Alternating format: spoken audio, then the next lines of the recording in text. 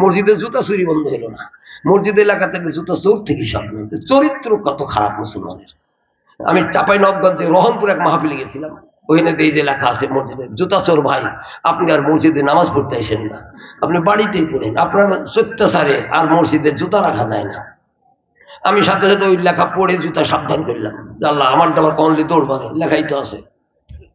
এই বাংলাদেশে 95% মুসলমান, অনেক ভাই বলেই থাকেন, আমরা বলে থাকি যে 95% মুসলমান। এই দেশে মসজিদ সবসময় খোলা থাকার কথা, নামাজ পড়লেই তালা মারে। মসজিদে সোনা দানাও নাই, টাকা পয়সাও নাই, আছে ফ্যান, লাইট, মাইকের সেট আর কার্পেট। এই চুরির ভয়ে নামাজ পড়েই মুয়াজ্জিন তালা মারে। মুয়াজ্জিনকে আমি দু এক জায়গায় কইছি, চাচা একটু খোলা রাখো, নামাজ পড়ি। এ চাচা চাকরি করে খাই, একটা জিনিস যদি হারায় তাহলে আমার চাকরি থাকবে না, বেতনই তো পাই 5,000 6,000। অনেকে জায়গাতে মুয়াজ্জিন এক ধরি মারে, ইমাম এক ধরি মারে, ইমামের নামে মিথ্যা মামলা দেয়। হাদিস আছে কেউ যদি কারোর নামে মিথ্যা মামলা করে, রাসূল আকরাম সাল্লাল্লাহু আলাইহি সাল্লাম বলেন তার জন্য পরকালে বেহেশত হারাম। মনে খোঁজতে রাখেন কথাটা। কেউ যদি কারো নামে মিথ্যা মামলা করে, টুপি 4-5টা মাথার দিল, no profit of your life. 13 বার হজ করলেও কাম হবে না, 22 বার উমরা করলেও কাম হবে না, দাড়ি মেহেদি দিয়ে ঘুরলেও কাম হবে না। রাসূল আকরাম সাল্লাল্লাহু আলাইহি সাল্লাম বলেন কেউ যদি কারো নামে মিথ্যা মামলা করে তার জন্য পরকালে জান্নাত হারাম। বুখারীর হাদিস। অযথা আমাকে জড়াই দিলেন একটা নারী কেলেঙ্কারি, অযথা টাকা কেলেঙ্কারি, মিথ্যা মামলা দিয়ে জড়াই দিলেন।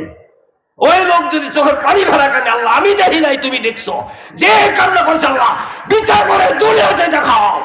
আল্লাহ রাসূল বলেন, আবু হুরায়রা রাদিয়াল্লাহু তাআলা আনহু قال রাসূলুল্লাহ সাল্লাল্লাহু আলাইহি ওয়াসাল্লাম দাওয়াতুন মুস্তাজাবাতুন লা শাক্কা ফিহিন্না, সালাসুন দাওয়াতুন মুস্তাজাবাতুন লা শাক্কা ফিহিন্না। 3টা লোকের দোয়া আল্লাহর কাছ থেকে ফিরে না, এতে কোনো সন্দেহ নাই। দাওয়াতুল ওয়ালি, দাওয়াতুল মুসাফির, দাওয়াতুল মাজলুম। 1 নম্বর হলো বাপের দোয়া, 2 নম্বর মুসাফিরের দোয়া, 3 নম্বর মাজলুম লোকের দোয়া। যে লোকটার নামে মিথ্যা মামলা করি কারাগারে ঢুকালেন, ওই লোকটা মাজলুম। এ যদি চোখের পানি ভরা কান্দে আল্লাহর কাছে বলে, আল্লাহ আমি দেখি নাই চিনি নাই, যে কামটা করে দিল তোমার কাছে বিচার চাই, বিচার করে দেখাই দিও। মন খারাপ, মন খারাপ করলেন, কিছু করার নাই, হক কথা বলছে, আপনার কই নেই। যে এগুলা করে তাক কইছে ওই বুঝুগা। আর কিছুক্ষণ বলবো, শুনবেন? লিল্লাহি তাকবীর। মনে মনে করছেন সিরাজগঞ্জের আলমগীর আর জীবনে হাড় উপর আসা হবে না তোমার, এবারই শেষ। আচ্ছা গেল শেষ, অসুবিধা, আমার সবার ঘাটতি নেই আলহামদুলিল্লাহ। এবার শুনেন, কথা ফুরাই নাই। আল্লাহ পাক বললেন ও রহমাত ওয়াসিয়াত কুল্লা শাইইন, ও বান্দা আমার রহমত আসমান জমিনে যত জায়গা আছে সব জায়গাতেই বিস্তার লাভ করে আছে।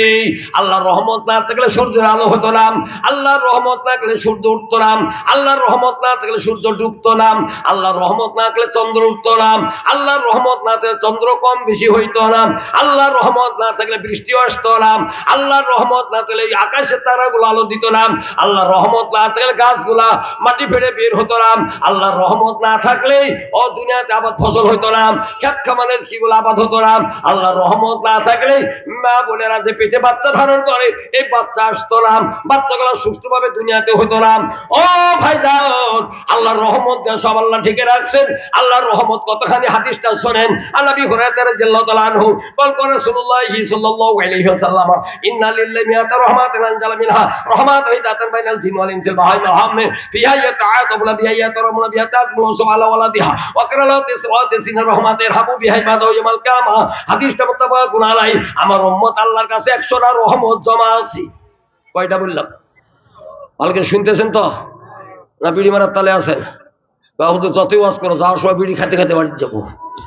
হারাম করতে হারাম খাবেই, চেক দেওয়া কঠিন। শুনে যাইন বিড়ির ওয়াজ আইস, জীবনে না শুনে নাই, শুনে যায় না। আচ্ছা আমার একটা কথা জিজ্ঞাসা করছি, উত্তর দেবেন। ফজরের নামাজ পড়বেন, নিয়ত আছে? আলহামদুলিল্লাহ। হাত তুলতে হবে না, আল্লাহ আপনার অন্তরের খবর জানে। আপনি পড়বেন কিনা পড়বেন আল্লাহ জানে। ইন্নাল্লাহ আলিমুম বিযাতিস সুদূর, নিশ্চয় আল্লাহ সারা পৃথিবীর মানুষের অন্তরের খবর জানে।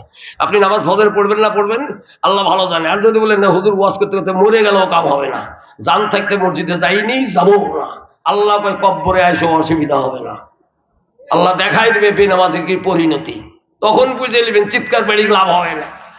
সব কাম পারলেন, চাকরি বাকরি, ব্যবসা বাণিজ্য, খেত খামার, সেলো মেশিন খোলা লাগানো, তারপরে ঘর সাওয়ার, মিস্ত্রি কাম করা, তারপর রোডের কাম করা, নাইট গার্ডগিরি করা, ভ্যান চালানো, অটো চালানো, সিএনজি চালানো, সব কাম পারলেন, নামাজ পড়তে পারলেন না।